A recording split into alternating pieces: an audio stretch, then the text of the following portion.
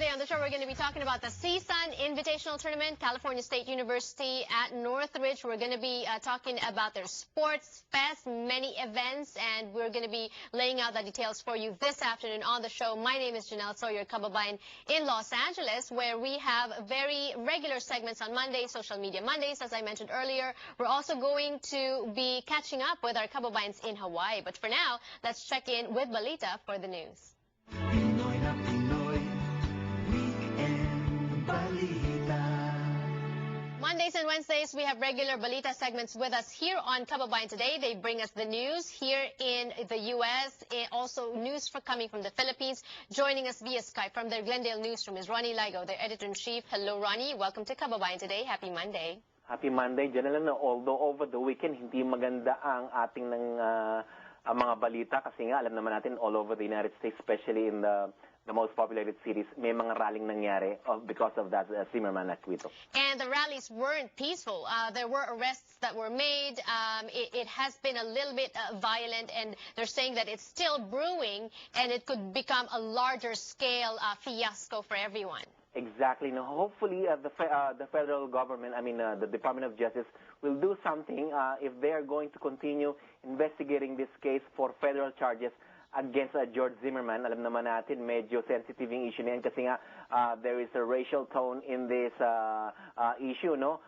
Well, at any rate, dito sa Los Angeles, alam naman natin na nangyari over the nung buong magdamag, there was a rally and then 6 people were arrested.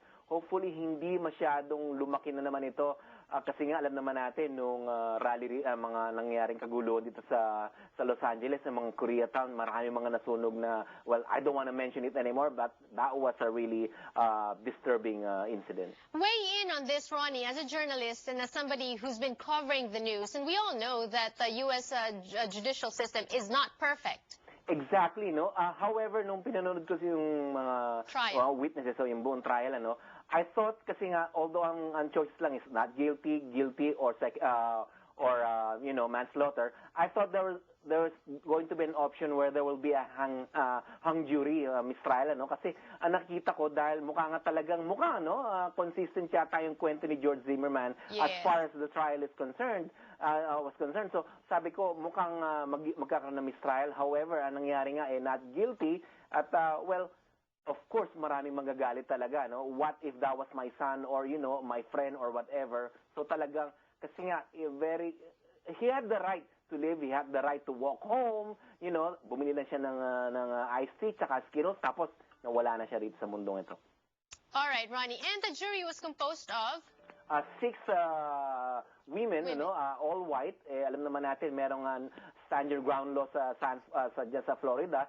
So, ang kanyang defense is self-defense. Dun sa encounter nila ni Trayvon Martin, yun na nga, he was found not guilty. And unfortunately, hopefully, no violent rallies going to happen in any part of the United States. All right. Meanwhile, Ronnie, ito naman, medyo magandang balita. At least there's a glimmer of hope concerning the, napakaraming taon na pakikipaglaban ng mga Muslim rebels in Mindanao, Philippines. And we're talking about like 15,000 deaths, simula pa noong 70s, na kung saan ito nga ang nabanggit mo, Janelle, the Philippine government and the Muslim rebels hopefully have forged an agreement na kung saan there will be sharing of wealth, the things that will be produced in this autonomous region in Mindanao. Ibig sabihin, yung mga minerals or anything, natural resources na manggagaling sa mga bayan na ito, mga probinsya na ito,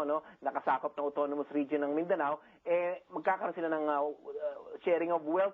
75% will go to the autonomous regional Mindanao government. So, at ito naman ang Philippines. Alam naman natin kasi marami talagang minerals dyan, gold, copper, dyan sa Mindanao na yan. Ronnie, let's just make this clear. These years of fighting, it's because the rebels in Mindanao want autonomy. Yeah, exactly. Yun ang gustong-gusto nila nung araw. MNLF pa nung araw, Moro National Liberation Front. Tapos naging Moro Islamic Liberation Front. Yan ang talagang gusto nila, Talaga separate from the Philippines. But at the same time, they can't be isolated from the Philippines because they are part of the Philippines. Yes, mga Pilipino sila actually. Kaya lang nga, it's it's religion. Yun ang diferensya lang, no? And hopefully, because now that this agreement will, come to fruition, yun na nga, at i-share na lang ang wealth, para pati sila maging maunlad. Kasi I've been in those provinces, dyan na talagang neglected yung mga areas na yun. And Okay. hopefully, this will bring, progress and economic development. When sa mga is the bayan na yan. agreement supposed to be signed? When is it supposed to take in effect?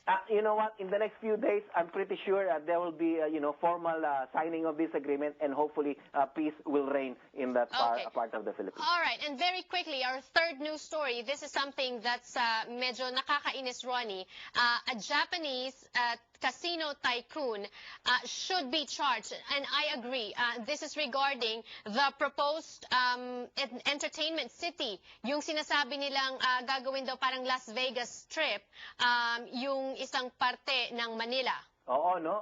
Dyan sa parte ng Manila na yan, yung Reclaimed area. reclaimed area, no? Oo.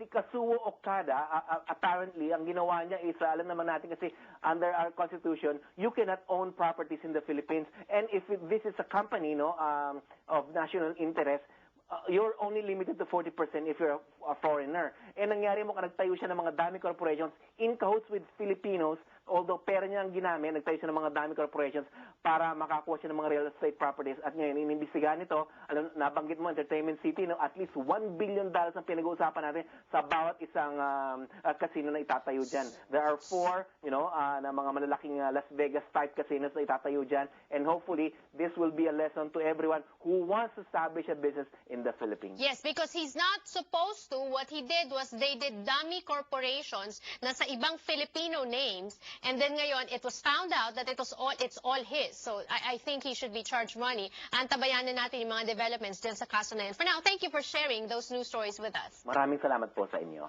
Mas marami pa pong balita sa kanilang website, balita.com, also usasianpost.com, also sa kanilang mga libreng dyaryo po, ang broadsheet, US Asian Post, and also tabloid format, ang Weekend Balita. Thank you so much. More power to you. Sa pagbabalik ng Kababayan LA, makikipagkamustahan naman po tayo sa Hawaii. Don't go away.